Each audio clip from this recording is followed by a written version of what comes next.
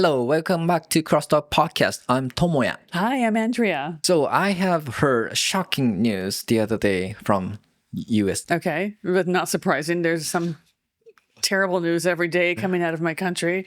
Yes. So this podcast episode is about what's happening in the United States. Oh no. And Okay. let's ask about it to Andrea-san. Okay. So can you introduce our news today? Okay, so this is about a news story. There's a young man, 26-year-old young man, who shot and killed the CEO. The CEO is like the shacho, right? Of United Healthcare. And United Healthcare is it's the largest healthcare providers, health insurance providers in America. Okay. So the CEO is named Brian Thompson, and he was shot and killed by this young man. I saw this footage. It's kind of shocking. Yeah. This shooter is shot from behind. Yes. So it's Like really up close too. yes, Yeah. like the video, short clip was Yeah. like a real movie. I'm surprised. I don't think they would, I could be wrong, but I don't think they would show that on American media because it's quite violent. Yes, yes, Okay. yes. Then they might show it on American media. They don't, like American media is very strict about, this is actually surprising, but the American media is actually very strict about showing blood and violence and nudity. Like we don't do that because children are in the home and, children can see that stuff on the TV. So we don't show it during the time when kids might be in the house. For regular TV. Now, cable TV is different, but so I have been kind of reading up on this story. Apparently, this young man, the man who shot the CEO, his name is Luigi Magnione, which to me that sounds like an Italian-American name. He's probably from an Italian-American family, I'm guessing. He had a back injury a few years ago, a few years ago, and he was trying to get treated for it. But his health insurance requests kept being declined. And he couldn't get the treatment that he needed. And so he's still in massive pain. He's still in a lot of pain. And he started researching about healthcare companies, insurance companies. And he found that most companies have three ways they deal with a patient request for insurance coverage. So they accept it, they postpone it, like they put it off, or they decline it. And so this company, United Healthcare, had apparently recently changed their company policy where they decline most of the requests. Why suddenly they changed this Greed. policy? Greed. Greed. Okay. So basically, we don't have national health insurance. We have to buy it. We get health insurance through our companies, but it's not free. We have to buy it. And people pay a lot of money for this. And even with insurance, medical care is still very expensive in America. And so if you cannot use insurance, it's really, really, really expensive. Okay. And so people are paying for this service. And then most of the claims are being denied. Okay. And so I totally can understand why this man, this Magnione, got upset. Because the insurance companies are making so much money. Okay. They're literally stealing money from people and providing no service. They're taking money and giving no service, Wow. basically. This This is is- his point of view. Okay. So that's such a bad system. Right. It's a terrible system. And it just got worse, right? They've just changed the policy to decline 90% or something of the claims. That's a huge percentage. I Yeah. forgot the exact percentage, but it was something like that. Okay. So it's like a car insurance company don't pay us, the accident related fee to us. Right. Right. Because you're buying car insurance. You pay Yes. for it every month. And then, say you have an accident and you ask the company to pay for the repair fee, and they said, no, denied. Yeah. You have to pay out of pocket. So then you're like, well, what am I paying all this insurance? Why am I paying every month? Right? Yeah. What am I paying this for? And then we have to keep paying for this car insurance. Yeah. again, right? Sure. Yeah, exactly. So that's a really good analogy. That's a good comparison. That's but meaningless. it's meaningless, right? And so I totally understand why this man got very upset. Yes, I can totally understand. Yeah. So after he shot this CEO, he, of course, he ran. Ran. Like he ran away. He ran away. So with America, like because we have 50 states and each state has their own laws about everything, normally, like if you commit a crime in one state and you move to another state, you can sometimes be sent back to the original state, but not always. So like he went to another state so that he couldn't be caught easily. Okay. They can't send him back, right? Like traveling to other country. Yeah, it's exactly like that. Okay. It's like we call it a state, but it's like another country. Okay. Cool. So he went 2 states away. He went through 2 states and was on the run. Okay. So And- completely escaped. Yeah, I mean, you can be, depending on the crime, like for murder, yes, you can be sent back, but there has to be some process. It's not automatic. So what happened to him? So apparently he was in a McDonald's having breakfast. He was having a breakfast sandwich or something, a hash brown or whatever. And one of the customers said something like, that looks like the guy that was on TV for this murder. And so the employee, who was a young person, called the police and the police came and they found that it was the same person. And they arrested him on the spot. Oh no. So he's currently waiting for trial, Okay. which, America's a huge country. The trials take forever. This could take many years, probably. Okay. But the discussion now is, can he be sent back to the state where he committed the crime, which was New York? Can he be sent back to New York? So he was found in, I think, Pennsylvania. Okay, so different. He's in a different state. Yeah, he was still. found in a different state. He was Okay. caught in a different state, and they're trying to get him sent back to New York to face trial for this crime that he committed. So it's not even started yet. No, it won't start for a long time, probably. Okay. So they are debating whether they sent back to this guy to the New York, which Right. the crime happened. Right, and I think he's from New York, maybe. Okay. Is there any possibilities that he could stay in this Pennsylvania? I haven't read the case recently. Like, it's still in the news right now. I think it is possible, Oh. but he can't be tried for the case. Okay. He has to be tried in New York, where the crime happened. Okay. I think. I'm not really, I don't know much about law, to be honest. okay, so okay. This is like a weak point of mine. I don't know much about this. That's okay. That's very interesting story, like an ongoing story. Yeah, it'll be ongoing for a long time. Yes. And people in the States are debating about, is this man just a killer or a hero? Right. So this is why we wanted to bring this topic up today, because normally, oh yeah, he killed someone, he's a killer. But I think many Americans feel that they can understand why he did this, why he might be viewed as a hero by some people. Because everyone knows that the insurance companies, the health insurance companies are ripping people off. Everyone knows this. But he is the only person to take matters into his own hands, basically, like take justice into his own hands, right? Okay. Which, you're not supposed to do, obviously, because you killed someone. You're not supposed to do that, but some people feel it was kind of justified, I guess. Okay. Yeah. So if it wasn't him, it might be someone else, Maybe. right? Okay. So I thought this was kind of funny, and maybe I shouldn't. This is kind of bad. But after Brian Thompson was murdered, after the CEO was murdered, this news came out in America, in the American media.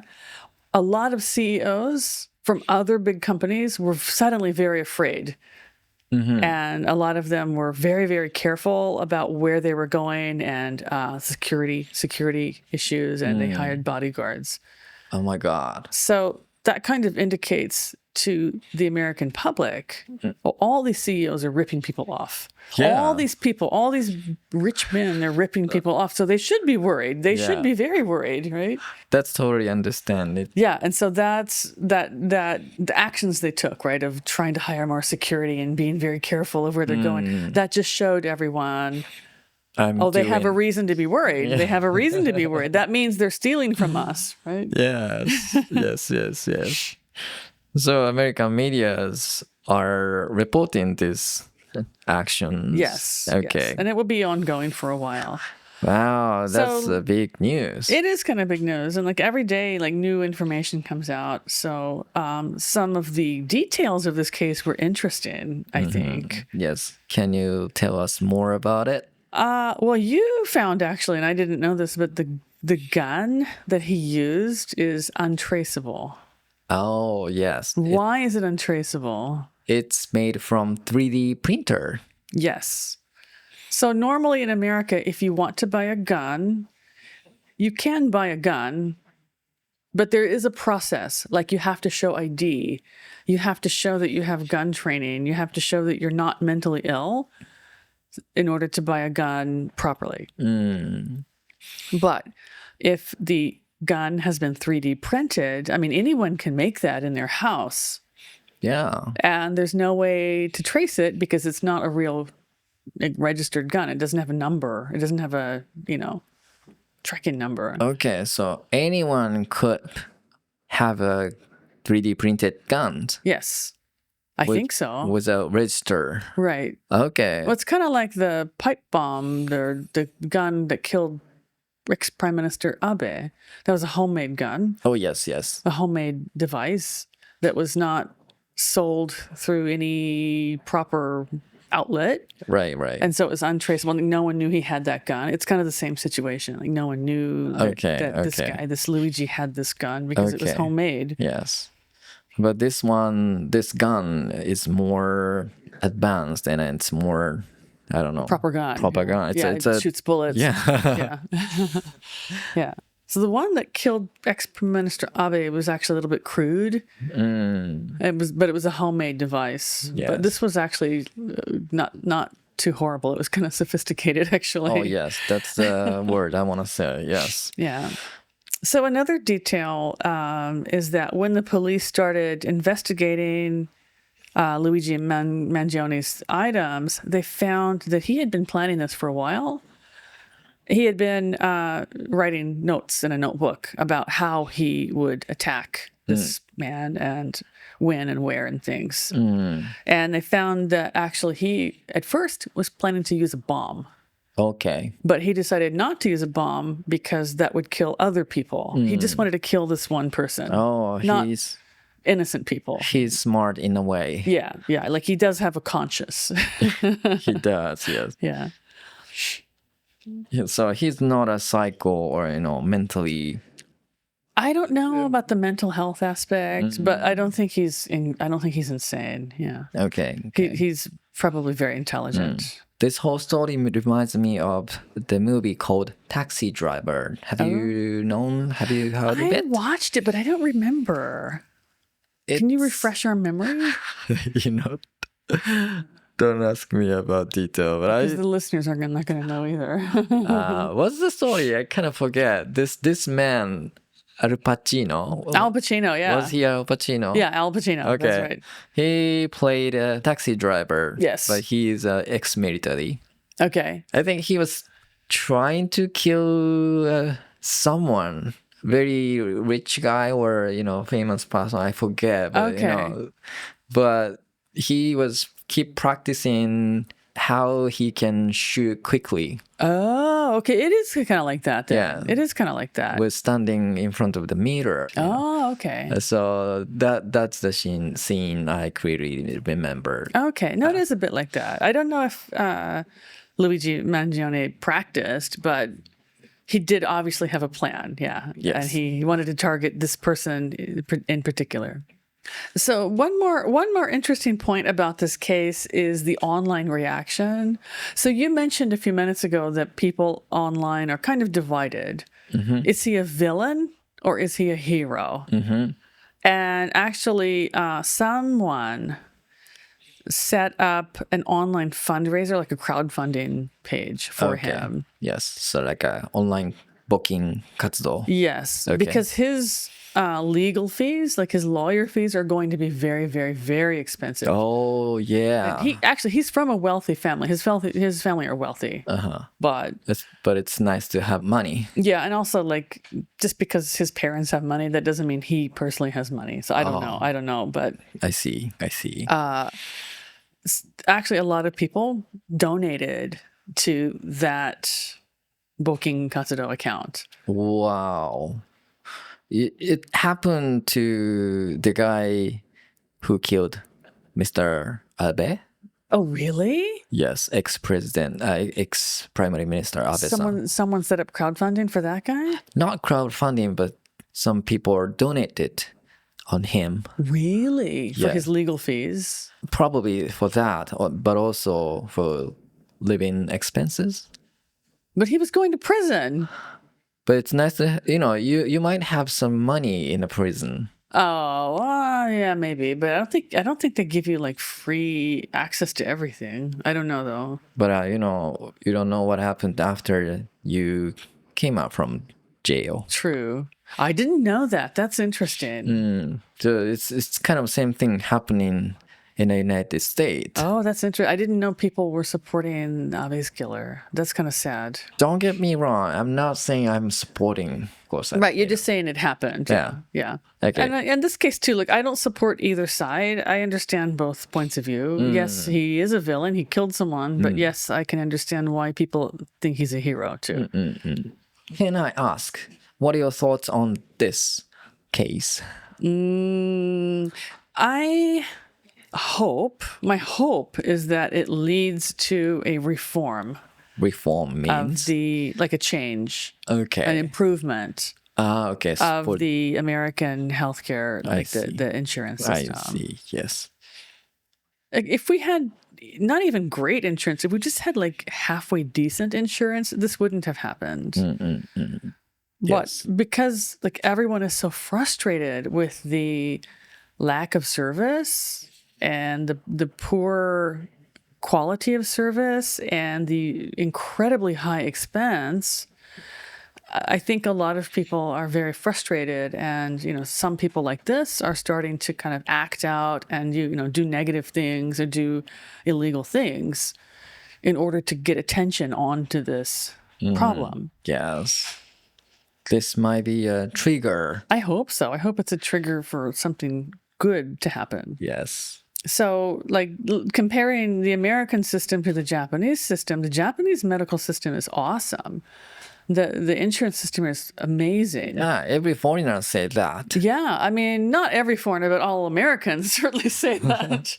British people and Canadian people have, they better. have decent, they Okay. have better insurance in their Okay, countries. I don't okay. know about Australians. I really don't know what they I have. see. But like Americans, health insurance, for being such a big country, a very developed country, and a fairly wealthy country, our insurance really sucks. It yes. really sucks. That's- It's terrible. Famous story. Yeah. And so like looking at Japan and like what you have here, it's just amazing how it works for everyone. It's affordable, it's accessible. I think the government is probably struggling because the government, has to pay for a lot of it, but they do what they're supposed to do. They help people live healthy lives. Yeah, but many people complain about this expensive care fees. Oh, it's so cheap. It's so cheap I mean- compared to overseas. Oh, yeah. It's unbelievable. Okay. It's really incredibly cheap here.